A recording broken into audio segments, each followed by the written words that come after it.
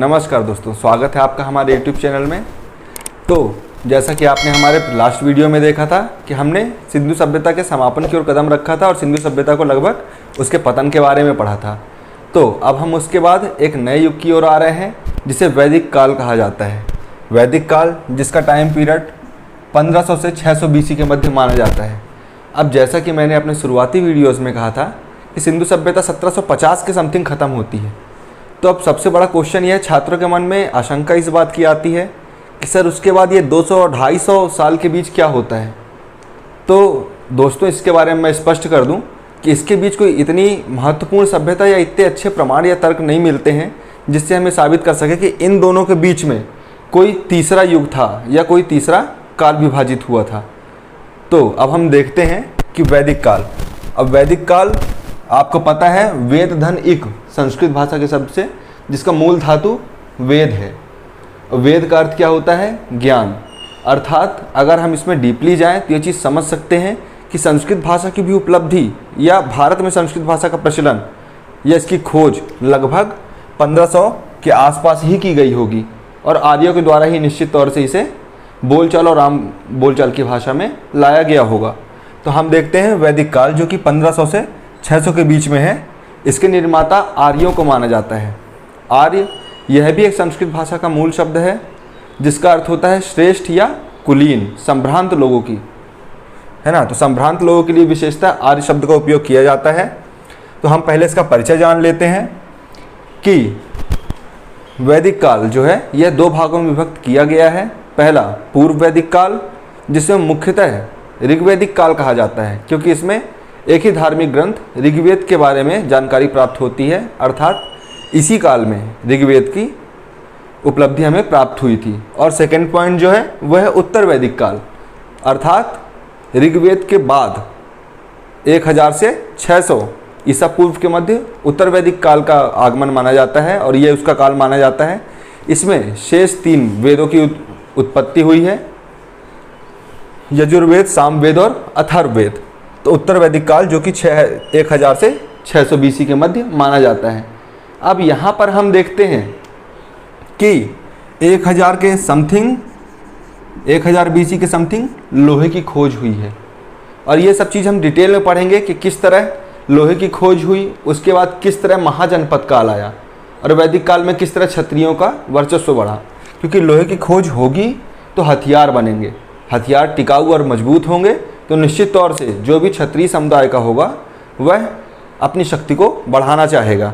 वहीं ब्राह्मण और अन्य, तो ब्राह्मणों में ज्ञान को ज़्यादा मान्यता दी गई है तो वह ज्ञान और कर्मकांड के बारे में वहाँ पर अपने हाथ में हस्तांतरित विषय रखेंगे। तो हम देखते हैं कि पूर्व वैदिक काल और उत्तर वैदिक काल नाम से 2 कालों का विभाजन वैदिक काल के अंतर्गत रखा जाता है। अब हम देखते हैं कि भारत में इसका प्रचलन उल्टा दिखाई देता है। जैसे हम कह सकते हैं कि जहाँ सिंधु सभ्यता या सिंधु घाटी सभ्यता हम एक नगरीय सभ्यता के रूप में देखते हैं या विश्व स्तरीय नगरीय सभ्यता के रूप में देखते हैं, वहीं जब हम बाद में देखते हैं कि वैदिक काल जो कि उसके बाद प्रारंभ हुआ है यह एक ग्रामीण सभ्यता थी और ग्रामीण के बाद नगरीय सभ्यता आने में काफ़ी वक्त लगा। तो हम देखते हैं कि इतिहास में हमारा यहाँ पर काल कुछ उल्टा चला है। अब हम देखते हैं हमारे महत्वपूर्ण टॉपिक की ओर जो हमारा क्वेश्चन भी है 6 नंबर का। तो और इसमें से हम बाद में प्री के फैक्टों के बारे में बाद में डिस्कस कर लेंगे। इसके निर्माता आर्य थे जो कि श्रेष्ठ और कुलीन माने जाते हैं। आर्यों का आगमन कहा जाता है कि जो वैदिक कालीन सभ्यता है वह आर्यों के द्वारा ही बसाई गई है। तो आर्यों के आगमन के बारे में 2 मत विशेषता प्रसिद्ध हैं। एक देशी मत जो लोग कहते हैं कुछ इतिहासकार कि भारत में ही आर्यों की उत्पत्ति हुई है और उन्होंने ही आकर वैदिक सभ्यता को जन्म दिया। वहीं कुछ इतिहासकार कहते हैं कि उनका मत है कि भारत के बाहर इस सभ्यता का जन्म हुआ और बाहर से लोग यहाँ आकर बसे, पलायन करके यहाँ पर आए और उसके बाद उन्होंने इस सभ्यता को जन्म दिया है। तो आइए देखते हैं हम इसके मत के बारे में। तो देसी मत में जहाँ पर हम देखते हैं कल्ला साहब, राजवली पांडे और गंगानाथ झा जैसे इतिहासकार हैं जो देसी मत का समर्थन करते हैं। तो यहाँ पर कल्ला साहब जो हैं उनके द्वारा कहा गया है कि आर्य जो थे वह कश्मीर से आए थे उनका मानना है कि आर्यों की उत्पत्ति कश्मीर से हुई थी और तथापि वह आकर बाकी इन सब क्षेत्रों में निवास करने लगे और वैदिक सभ्यता का जन्म किया।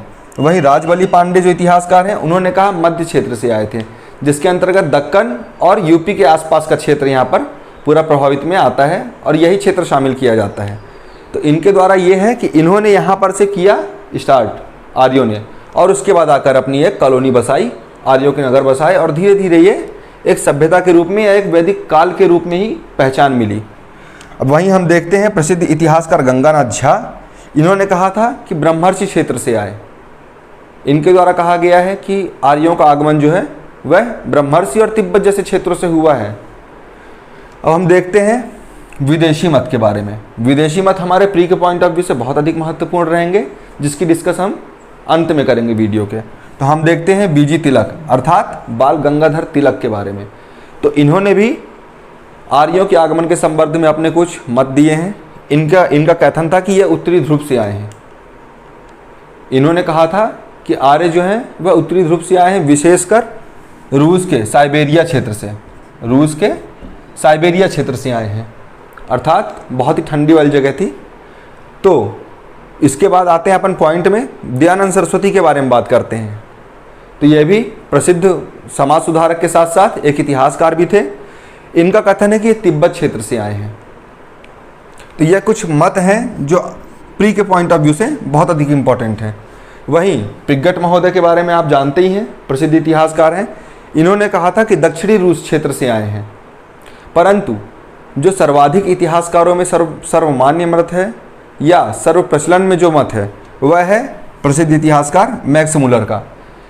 इन्होंने इसके बारे में तर्क भी काफ़ी सही दिए हैं और तर्कसंगत तरीके से इन्होंने व्याख्यान किया है कि आर्य किस तरह से मध्य एशिया या एशिया माइनर क्षेत्र से बिलोंग करते थे और किस तरह आकर भारत में बसे और वैदिक काल का उद्भव किया। इसके बारे में हम देखते हैं कि मैक्स मुलर जो थे, इनका कथन था कि आर्य मध्य एशिया से आए थे। याद रखिएगा, प्री में मध्य एशिया और एशिया माइनर दोनों ही पूछता है, तो आपको दोनों ही लैंग्वेज में से याद करना पड़ेगा। अब इसके साक्ष्य के रूप में उन्होंने कुछ तर्क दिए और कुछ साक्ष्य प्रस्तुत किए। उन्होंने कहा था कि बोगज कोई अभिलेख में इंद्र, मित्र, वरुण और नासत्ती जैसे देवताओं की, आपको याद होगा बोगज कोई अभिलेख जिसमें दो कबीलों के बीच में संधि होती है और उसके साक्ष्य बनते हैं ये देवता। तो उन्होंने इसी बात में तर्क दिया था कि कहा था कि आर्य जो थे वह इनसे प्रभावित थे या यहाँ से आए थे, क्योंकि हमारे देवता और उनके देवता अर्थात आर्य के देवता और एशिया माइनर क्षेत्र के देवता लगभग सेम हैं, और इसी में इसका साक्ष्य इन्होंने बोगज कोई अभिलेख में प्रदान किया। इसके अलावा अगर हम देखें तो इन्होंने दूसरा साक्ष्य दिया ईरानी ग्रंथ जिंद अवेस्ता का। जिंद अवेस्ता में भी हम आगे आके देखते हैं कि आर्य किस तरह घोड़े और गायों साथ साथ अग्नि पूजा के भी साक्ष्य हमें वैदिक काल में प्राप्त होंगे। तो उन्होंने इस चीज़ के बारे में साथ मत दिया है कि ईरानी और हमारी जो है सभ्यता और काल ये लगभग सेम थे और हम वहीं से आकर यहाँ पर बसे हैं। तो उनका यह तर्क काफ़ी हद तक सभी के लिए स्वीकार्य होता है। तो इसी के साथ हम अपना अगला वीडियो देखते हैं।